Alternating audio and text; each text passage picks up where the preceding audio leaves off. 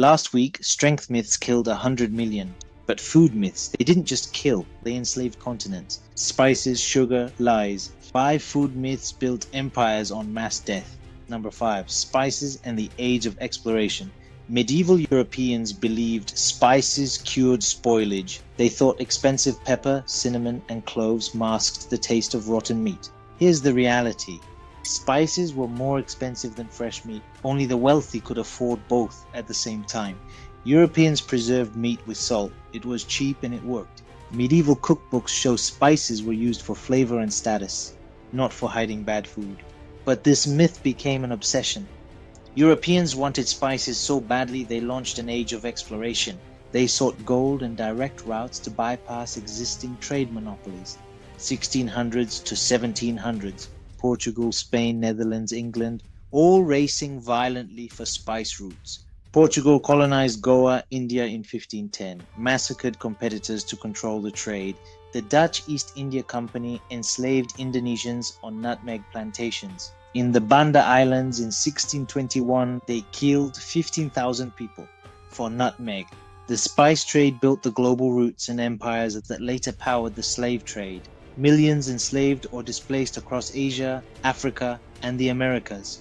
All because of an obsession with spices that weren't even necessary. Spices weren't just expensive, they fueled slavery.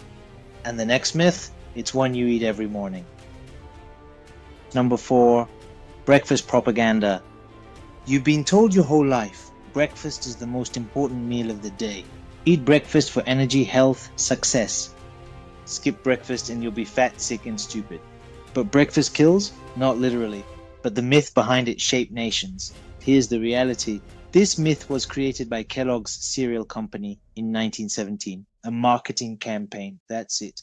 John Harvey Kellogg invented corn flakes tied to his bizarre anti-masturbation beliefs.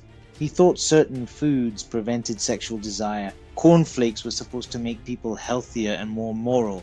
Before 1900, many cultures ate small or zero morning meals. They were fine. Modern research shows intermittent fasting, skipping breakfast, can actually be healthy. Studies showing breakfast benefits, many were funded by cereal companies, not independent research. But Kellogg's and Post and Quaker marketed breakfast so hard that America believed it. After World War II, the US exported breakfast culture globally. The Marshall Plan included American food. Countries that traditionally ate rice or soup for breakfast switched to Western cereals, created dependency on sugary, processed breakfast foods in developing nations. And now this shift contributed to global obesity trends. A cereal company's marketing lie became global dietary colonialism. Breakfast was propaganda. And the next myth? It turned an entire ethnic group into second-class citizens. Number 3. The poison tomato. Wealthy Europeans in the 1500s refused to eat tomatoes. They called them poison. They believed tomatoes were deadly. But here's what actually happened. Wealthy Europeans ate tomatoes off pewter plates. Pewter is toxic, high lead content. Tomato acid leached the lead right out. These wealthy people got lead poisoning from the plates, not the tomatoes. So they blamed the tomatoes and avoided them. Meanwhile, poor people ate tomatoes off wooden plates. Wooden plates don't leak lead, they were fine. This created a massive class divide. Rich people thought tomatoes were poison. Poor people knew they weren't. Fast forward to 1880s to 1920s, Italian immigrants arrived in America. Their entire food culture was built on tomatoes. Pizza, pasta, sauce. America saw tomato-based food and called it peasant food, low-class, immigrant food, dirty food. The food bias became ethnic bias. Italian Americans faced discrimination for eating tomatoes. A poison myth based on a lead problem became a tool to marginalize an entire ethnic group. That's how food myths create real-world discrimination. Food bias turned into racism. And the next myth, it's why a nation starved while their own food was stolen. Number 2, the potato famine. In 1845, a potato blight hit Ireland. The British government called it God's will, a market correction. They refused to send aid. And here's the part they don't teach you in school. Ireland was producing tons of food, wheat, oats, beef, dairy, but Irish tenant farmers could only grow potatoes. Why? Because British landlords taxed them so much that potatoes were the only crop they could afford. During the famine, British landlords exported Irish food. Grain ships left Ireland loaded with wheat and oats. Armed British guards protected these ships, while Irish people starved to death. 1 million Irish died, 1 million emigrated, the population dropped by a quarter. Many historians call this genocide. Britain deliberately withheld aid and exported food while an entire population starved. The Irish diaspora spread globally. The United States, Canada, Australia shaped those entire nations. And Britain used the lazy Irish myth to justify keeping Ireland colonized for centuries. A food myth became justification for mass death.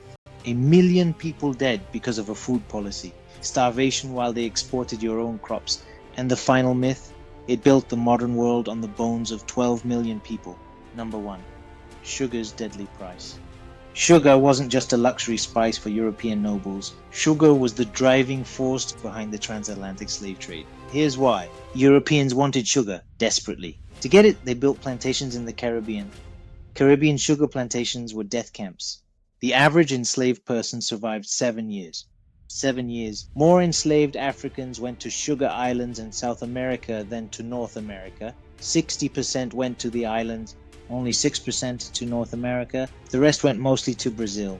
That's how brutal sugar was. Sugar profits funded everything. The Industrial Revolution built on sugar money. British factories, French factories, all funded by sugar wealth. 12 million Africans were enslaved over 300 years. 2 million died just in the Middle Passage. The Triangle Trade. European goods to Africa for enslaved people to the Americas for sugar back to Europe. Repeat until you've built modern capitalism on mass death. Haiti's revolution happened because enslaved people rebelled against the French sugar plantocracy. The only successful slave rebellion in history. A food myth that sugar was just a luxury masked the deadliest commodity in human history. Strength myths killed 100 million people. Food myths enslaved entire continents. Next week, 5 more myths that shaped history. Kings who never existed. Wars that never happened the way you learned. Heroes who were actually villains. History got it wrong, and I'm exposing the biggest lies. Subscribe, because myths don't just change history, they write it.